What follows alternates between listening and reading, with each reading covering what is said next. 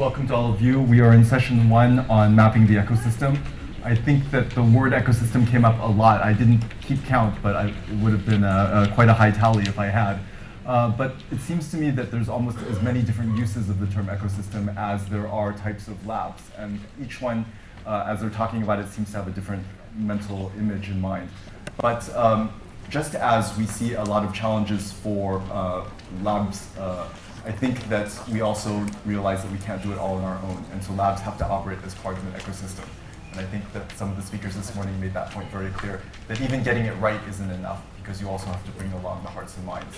So today we're very lucky to have a panel with us that can talk a bit about what their experience has been, both with working with and developing ecosystems, and perhaps I'll introduce them to one at a time, ask them to say a couple of words, and in particular have them explain to us what they think about as part of the public sector innovation ecosystem. So we start with Stéphane Vincent, who is the co-founder and director of the 27e Région in France.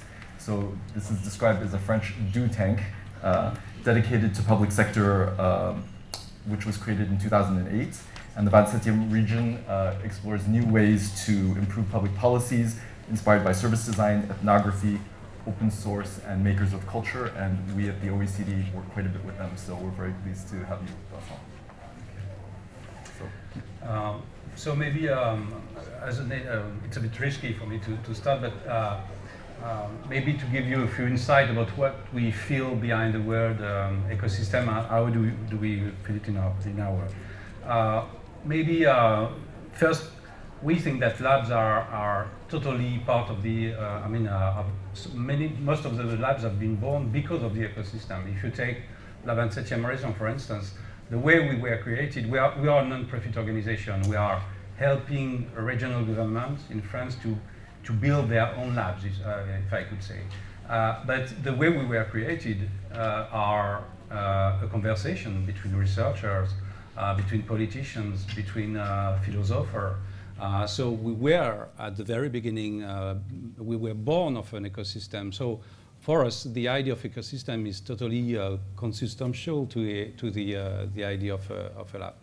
In the other hand, maybe, I think labs are also created because something is missing in the ecosystem, or the ecosystem is, or they are created as a reaction to the limits of the ecosystem. For instance, I think that labs are doing things that academic research cannot do. They are doing things that traditional consultancy cannot do. Sometimes they are doing, I think most of the time, they are doing things that even user association cannot do. We're working on, when we work on youth policy, for instance, we came to the conclusion that youth associations don't really represent anymore youth. They represent themselves.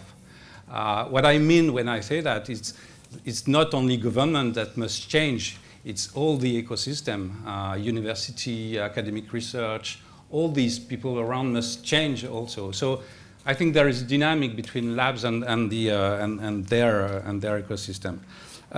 Maybe a few insight in, because you asked, when we prepared, you asked me the question, how did the ecosystem change? So to be clear, in our case, what is our ecosystem? When we work in a region, it's local authorities, it's the one or two local universities, it's a certain number of professional designer, sociologists. It's mostly individual people than very organized association or organization. It's also design schools, it's administration school. This is our ecosystem. And my analysis now on this ecosystem is maybe it's more peer-to-peer relationships than a real ecosystem. For instance, if I could give you some example, there are some public labs in France that build alliance and partnership with design schools, so that there can be the design students can spend time working in the lab, and there is a win-win situation, and we got this kind of thing. But we've got just this kind of alliance. It's not the big picture of a big ecosystem working all together aligning their strategy, etc. So we've got this kind of situation. We got some weakness also in this ecosystem, in the sense that if you put some question like who invest in the ecosystem, we know that in this period of shrinking public budget, okay, labs are growing, but in the same time the budget are shrinking. So who are the people that will still invest in lab stuff from the early stage of the process to the implementation? So we invest in this ecosystem.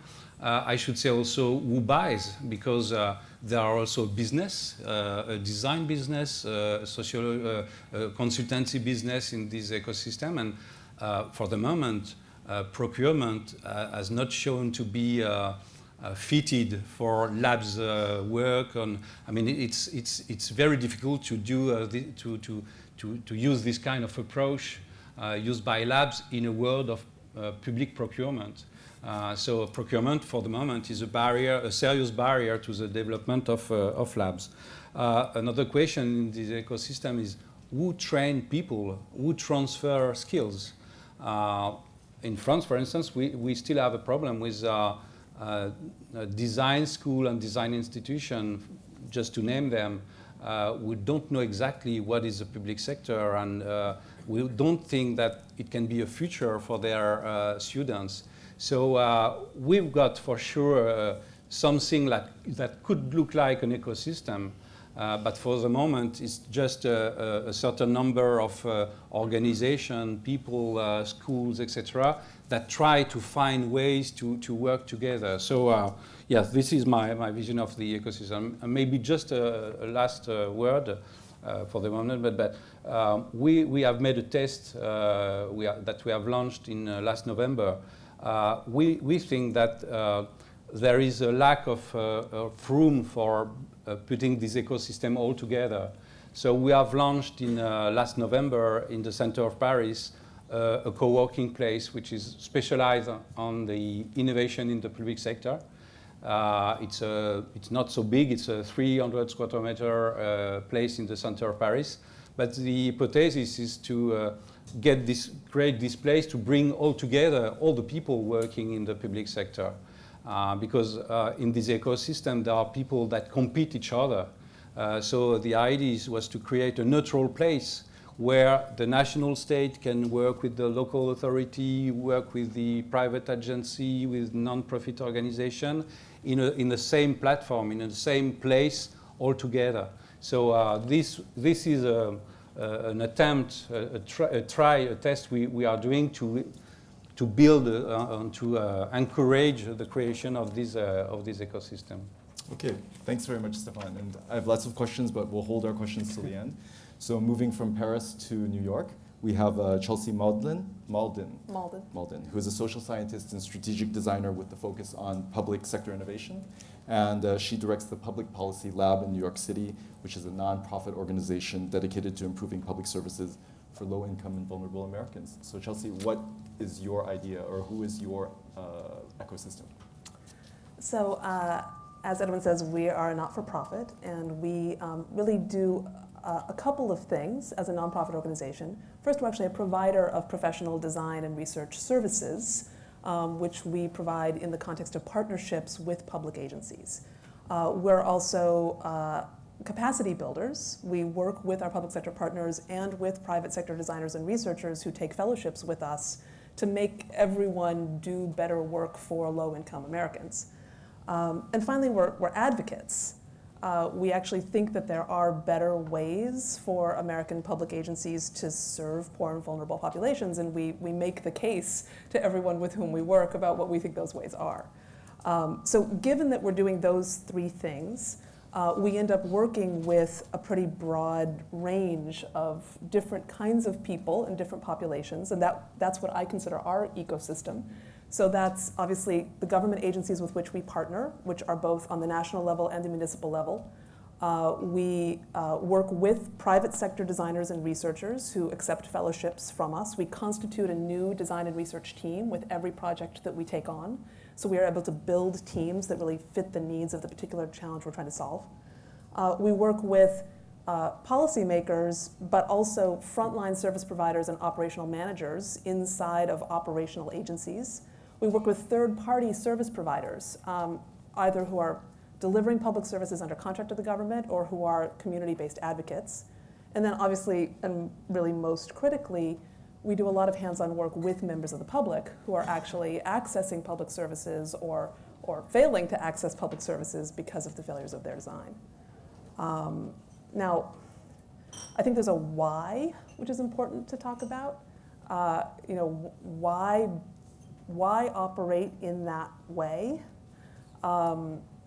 Clearly, I think that we generate more value for ourselves, certainly, but also for the public and for all of our partners, by partnering with many different kinds of people. We get lots of different perspectives. We're forced to think about problems from a lot of different angles. Another why, which I try to be upfront about as possible, is that it's actually more interesting and it's more fun. It's more fun to do work that involves a very broad range of people, all with their own complex motivations and desires. It's more fun for me as a designer and a social scientist to think about all of those things and sort of throw them into the hopper of the solution making. And I think it's honestly more satisfying for all of the people who participate in our work that they get to interact with people who they don't typically get to interact with. So fun aside, I know we should talk about it being fun. There's also something about power, and I think we haven't really talked enough about power today. When you work with a lot of people, you have the opportunity to leverage all of their individual interests and power bases to make things happen. It's very hard, actually, to overcome inertia. When people want innovation, but innovation is fundamentally something which is not what's happening now. And change is really difficult. There are constituencies for the now, for the status quo. When you say, we're going to change the way that this service is delivered or commissioned, someone is going to lose. And the person who's going to lose is the person who owns the way that it is now. So you have to be able to find ways to make going to the future, going to the new thing, seem satisfying and desirable. And one way to create kind of the pressure and the context for that is to leverage as many different people from as many different angles on a particular problem or situation as you can. I think that what that means for me as a practitioner and for our organization is that we're also thinking all the time about how do we serve a bunch of different people. We have to serve our government partners essentially as clients, but we have to also serve the public as our clients. And sometimes those may not be entirely aligned goals. Then we actually have to serve ourselves and all of our professional researchers and designers. We have to make it so it's good work for them to do. And really balancing all of those things, I think, are a critical component to thinking about how you build a really strong ecosystem for this kind of work. Thank you, Chelsea. So I think we've looked a bit sort of at the local level, regional level. Now we want to talk a bit about what are the types of skills that we're going to bring into the laboratories. And Ben here is the lecturer at the School of Education at the University of Stirling. And previously he worked as a researcher at Future Lab, which is a lab dedicated to innovation in education and digital media, which was originally established at Nesta, where he worked on projects to develop learners' digital literacy and curriculum innovation in schools. So I think there's a lot of challenges for us in the laboratory environment, so perhaps you can say a bit about what is the ecosystem needed to bring in the skills? Okay, well, as Edwin said, I did used to work at Future Lab, which was established by Nesta in 2002, where we worked on, it was a kind of innovation lab for education, where we worked on educational technologies and various curriculum programs and so on. But I've since moved over to academia. But I've got some sense, I think, of what laboratory life, if you like, is like inside of a lab. And in my current research, what I'm trying to trace really is is what that laboratory life is like for those of you who are working in labs today. I want to trace what labs do, uncover the kind of thinking that percolates through the work of labs, the kind of methods that they're using. And my sense is that university researchers and lab practitioners could usefully work together on research projects which might examine this laboratory life further. So I've just got a couple of quick points, and the first is that I work in the School of Education, but we're not just focused on the education of pupils and young people, we're also focused on the education of policy professionals and on issues of policy learning. And this is about how policy professionals learn, or my particular focus is on policy learners and how policy professionals learn the skills and the methods required to do some of their policy work. And my sense is that labs, many of you here today, are taking an increasingly educational role in the work of policy and governance through, for example, the production of toolkits, methodological guidance, all sorts of other handbooks. Marlieke will talk about some of that in just a moment. So I think there are implications here for the way in which civil servants and policy professionals are facing demands in terms of their learning, which my sense is unexplored at the moment and could be explored much more fully. Might we be producing, in collaboration, guidance around the particular kind of challenges that policy learners are facing as they're having to get to grips with data analytics, as they're having to get to grips with design ethnography and so on. These are clearly major demands for policy workers, major learning demands. My second point is that labs, as this event clearly demonstrates, are becoming increasingly visible and potentially influential. So they're likely to become, you are likely to become the subject of increasing academic scrutiny. And there will be some researchers out there who will be all too willing to characterize all of this as some kind of neoliberal conspiracy around smaller government and outsourcing to commercial contractors and so on. And of course, in some ways, labs do pose something of a challenge to social scientists' own ways of knowing the social world, their methods and their theories for examining the social world and social phenomena and what people do. Now, my own interest, as I said, is in trying to trace what it is that labs are actually saying and doing. So in my own research, what I've tried to do is look at labs in terms of a kind of maybe hinting at the ecosystem bit here. There's sort of the hybridization of methods from across the social scientific, the data scientific, the political, the design, and digital R&D fields. And I've published a couple of pieces recently on the way in which labs have been involved, for example, in brokering relationships across fields and sectors, and mediating in debates about learning to code, digital making, and particularly as that has spilled into the new computing curriculum for schools in England.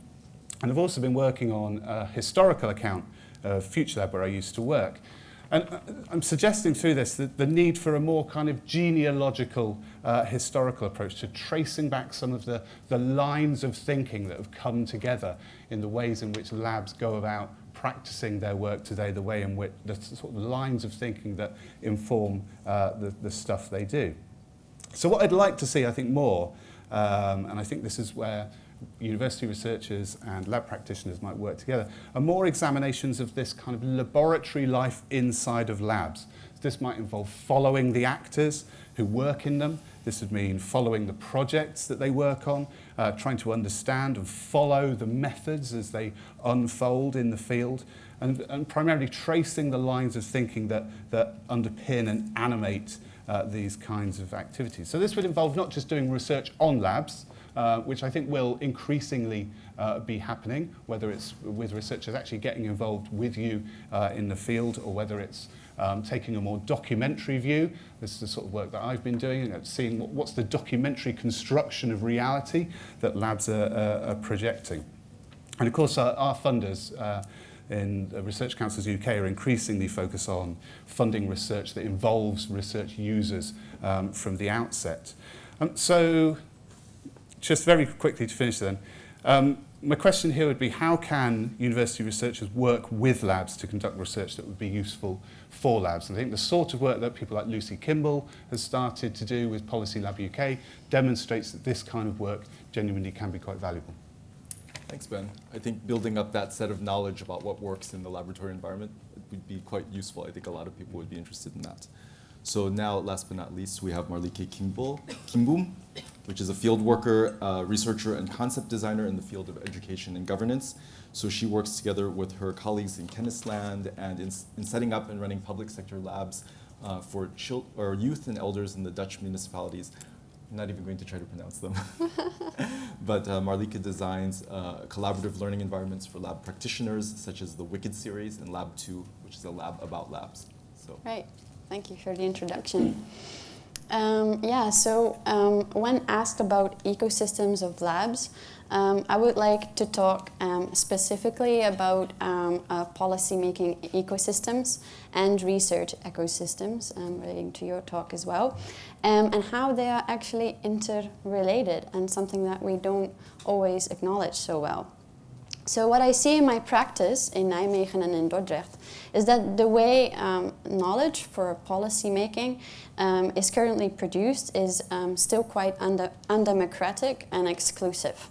And my statement therefore in this panel is that if we don't acknowledge and change the way we do research in academia and the way we do research for policy making, then we are not going to change much with our public sector labs.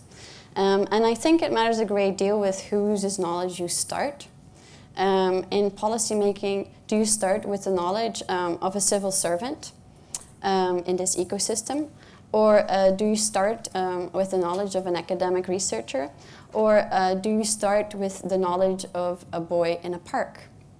And in doing research, do we start with the knowledge of an academic paper with the question of the academic? Or do we start researching with the question in society and what it actually might be? And to illustrate this point, I have to tell a story from the field, the Social Innovation Lab in Nijmegen, a city in the east of the Netherlands. In Nijmegen, I'm facilitating a multidisciplinary team of 12 people, including young people and well-being professionals and researchers, an artist and as well civil servants. And over the following question, how to be young well in the city and how to be young in better ways. So here's the story of the boy in the park and the civil servant at the office and the researcher at the university. These people all exist in the same ecosystem, and they are all real people, and they live in the same ecosystem of the lab that I run. But they are very disconnected. If you start answering this question from the point of view of the civil servant, say someone whose name is Barbara, and she has a beautiful email signature like Strategic Policy Advisor Youth, Regional Caretaker for Safe Homes, Coordinator Product Group Youth, then you get something like, I actually don't know any youth myself. I make policies based on what I hear from my colleagues and from politicians. I'm more at the back end, in the distance. Try our Department of Numbers and Statistics or a researcher at university. So when you go to the researcher and you ask the question how to be young well in your city and how to be young in better ways, then I actually did this and they tell you, I wrote this really great paper and yeah, you should really know about my methodology. And it's behind closed doors, by the way, you have to pay for a subscription in an academic paper. And if you go to the park and you meet Nino, this boy who's in debt, he's 22 years old, and he actually, I was on WhatsApp last night in this conversation with him on how he lacks a postal address in the city. And I was asking, so what are you going to do right now if the city only going to help you with a postal address in your city?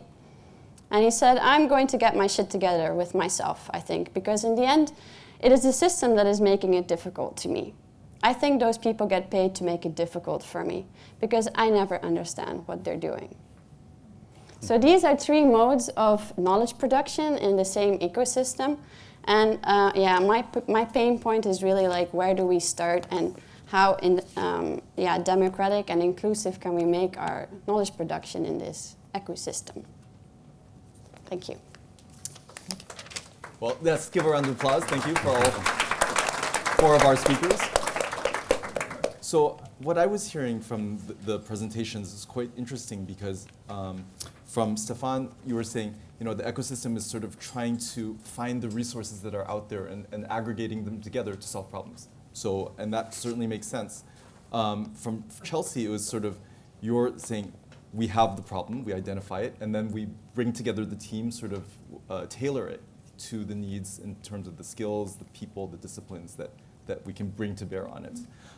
For Ben, you're actually saying, what can we offer as researchers in order to help us better understand the discipline of innovation and perhaps bring some more science to the art?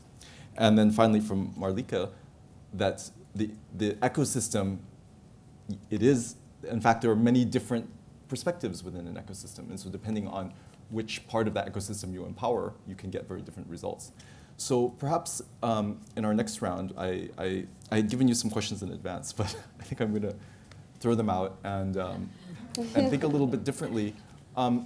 In the previous session, Bill Eggers was challenging people to talk about how do you create a movement around what's being done. So sort of the role of the lab in not just generating an ecosystem, but mobilizing that ecosystem. Perhaps if anyone in the panel can have a word about whether they think that that's the appropriate role and whether or not they think that the ecosystem would be amenable to being directed by labs, or perhaps they would like to do it the other way around. I can share one little story about that.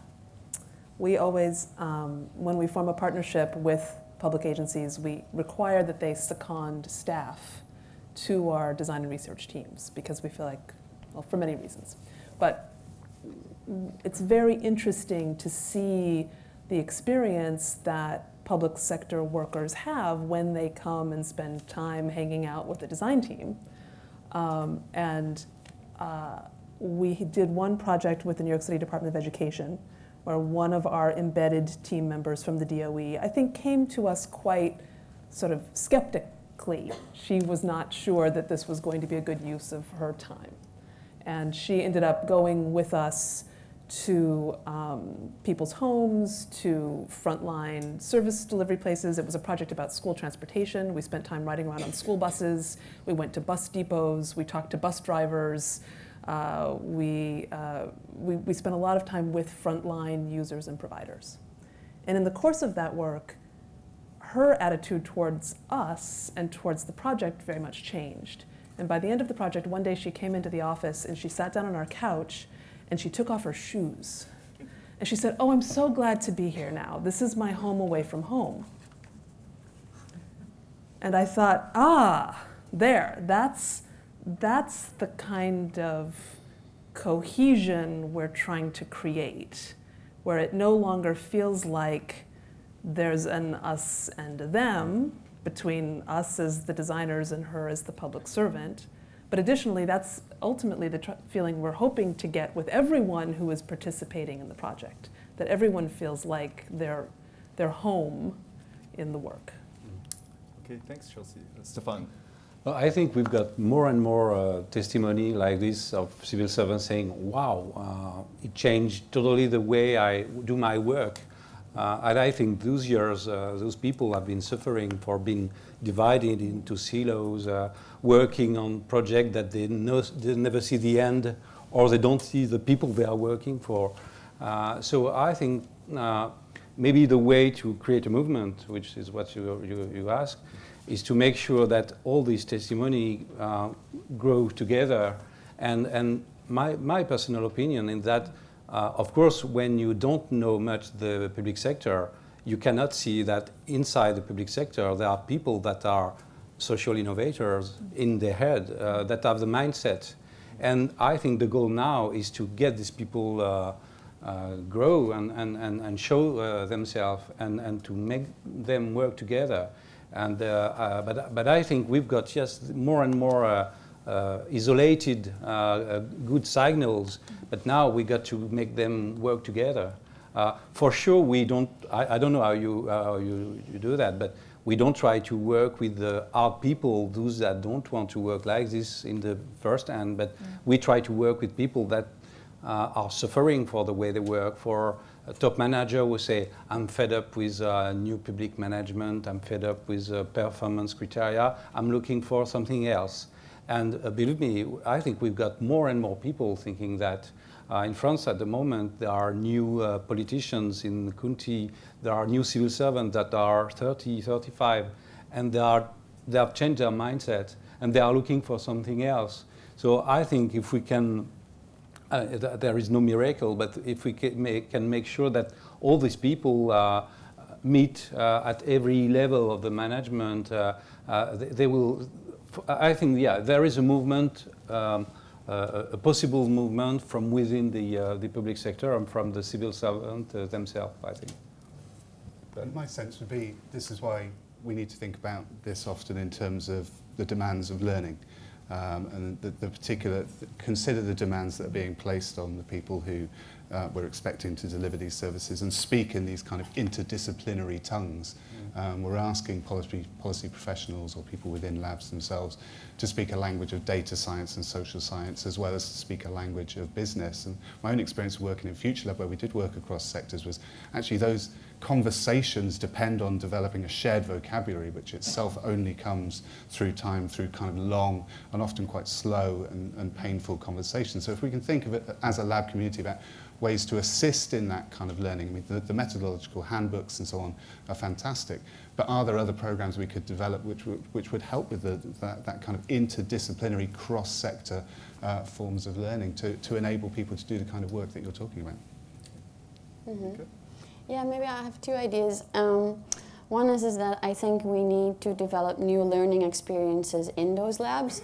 So when you're talking about new production modes, you actually need to invite the civil servant outside of his municipality and to go out into the neighborhood and stuff, but also the other way around. That's one way. But I also think I'm very curious if there is a end user or a citizen in this room, an end user of a lab. Anyone? Raise your hand. 2, 1, 2. Hopefully we are.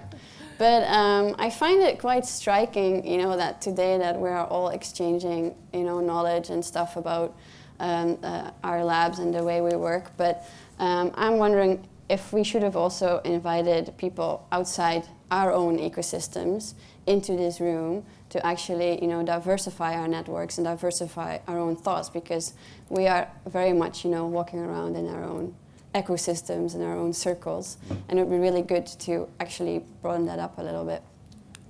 I think that's a very good point, Marlieke. The OECD organized a conference on public sector innovation in November in Paris of last year, and one of the people who stood up said, I'm a French university professor.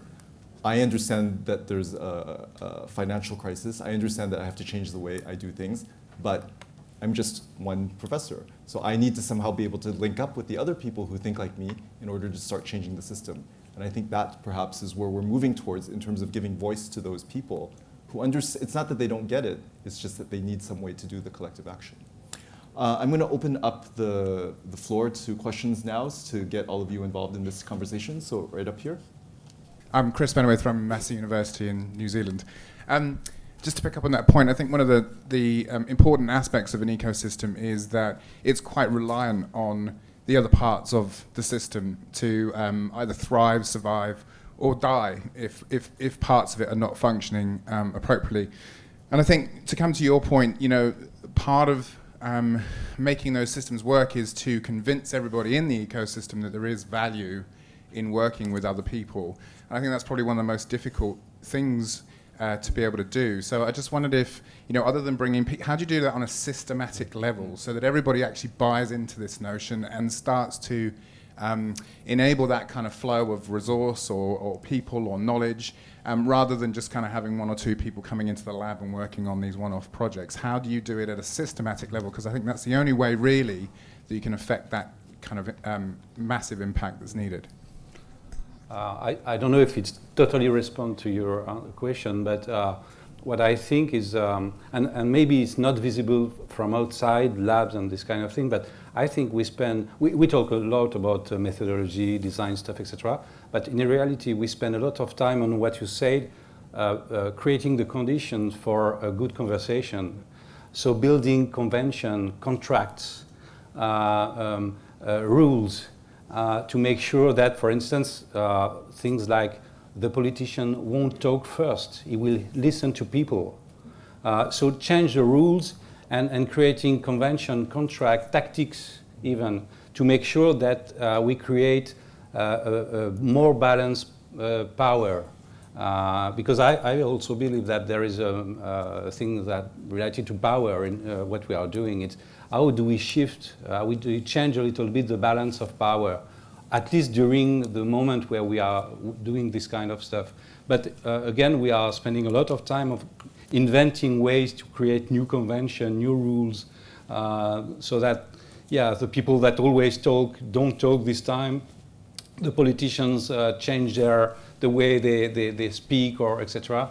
And yeah, there is a lot of invention in this area, and it's not only on methodology of observation, prototyping, etc. It's also on contracts and powers. Can anyone speak to the issue of systemic change? You know, let me make a contrary point, maybe, to the idea of systemic change. Like, I think it's fantastic that there are efforts underway to try to better understand the theory of what we do, that people are writing books about this work, that there are toolkits and other best practice tools being created that can be shared and disseminated very easily. But I guess I feel like a critical value of this work is that it is human-centered. And that doesn't just apply to the end result. It also applies to the process by which the work is done. Mm-hmm. And it has to do with humans interacting with other humans. And both professionals who have different skills and capacities, sharing those skills and capacities with each other and training each other in that work. I mean, I have been to university, but everything useful I know mainly came from professional practice and people wiser than me showing me how to do things. I think that there is an incredibly important role of learning through practice that has to be done. And then there is this component of people who have power and authority to make change, engaging in substantive ways with people who have life experiences that they want changed. So it may not be that there's going to be this top-down system change. It may be that there are 1,000 little nodes of change that pop up, and that spreads more change.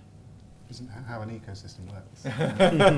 But how do the connections happen though? I mean, this is the issue that actually I kind of feel like what you were talking about is a business model rather than an ecosystem. So you kind of have a business that joins all of these things up. So it's the kind of model. It's not really, you have an ecosystem within your business. But what I was interested in with this panel is that how do labs actually sit into these kind of broader ecosystems? And I'm not saying it's the responsibility of a lab to actually kind of pull those things together, but there are all of these other elements out there, and public sector innovation is only one part of these broader innovation ecosystems. And so, within this, the notion of mapping that and bringing that systemic change is just something that I'm quite interested in. And whether that's the responsibility of a lab or not is another thing. But it's about how you can get those institutional connections rather than individual connections firing to kind of really speed up that change. I suppose that systemic change.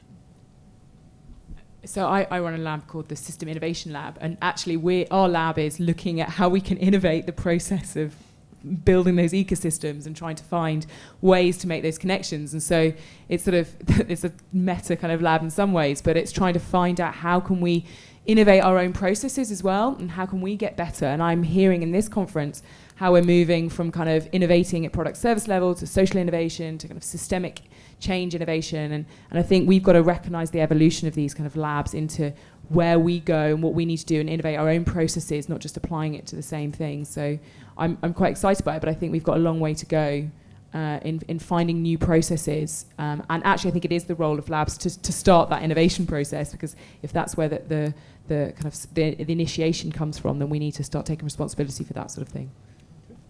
Hi.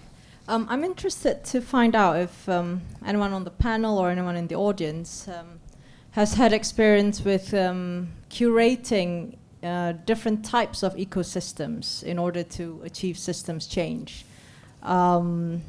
Yeah, and this sort of taps into the whole talk about power dynamics and working with people and, you know, people who feel that their jobs might be at stake, et cetera, et cetera. Anyone? Thanks. Yeah, I'm not sure if I can maybe answer your question and your comment as well on systemic change. I'm not sure if one lab or two labs or 100 labs can achieve systems change, but I do think labs can maybe start telling a different story. And if the story becomes a larger narrative, for example, 7 years ago in the Netherlands, the story about the teacher in the lead was not really a story. It was the politician and the policymaker in education in the lead. Now, 7 years later, this narrative of the teacher in the lead has grown sort of independently, and now everyone is buying this story of this teacher in the lead. So in my lab, I try to start with a multidisciplinary team. So there's 12 people, there's 3 young people, there's 3 civil servants, there's 2 researchers, there are 3 well-being professionals, so they are in between the municipality and the researchers and the young people. And we start working in a team on this methodology we have developed called Feed Forward. And Feed Forward starts with collecting stories of the young people in the city all together. So first you get them into one mindset, 10 people collecting stories, and then a huge generator is to put them online immediately. So we have a public blog and we put them online immediately, and that's how the people start sharing and spreading those stories. The people of the civil servants in the municipality, the researchers in their academic research, and the young people in their community. And that spreads very quickly. And when you have that sort of narrative going of, hey, there are young people in our city that are not so well off as we think they are, then you immediately create sort of this way of, a little systems change within the city towards prototyping new services. Thanks. I'm afraid we've run out of time, so we're going to have to close it for questions. But I think we're still a bit away from achieving systemic change, but 3 ingredients that I've heard today out of the panel is the methodology on how do we make sure that we keep people in the discussion.